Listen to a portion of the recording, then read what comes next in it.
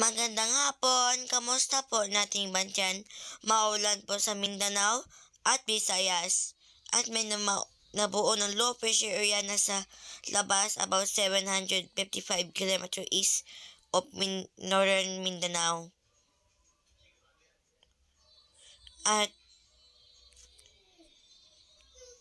kung maging bagyo at tatawaging bagyong Aghon.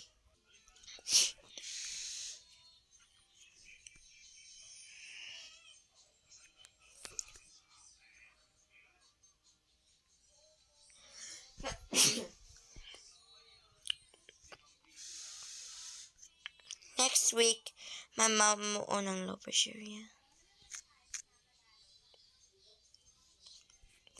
May mabuo ng bagyo at unang bagyo 2024 at tatawaging bagyong Aghon.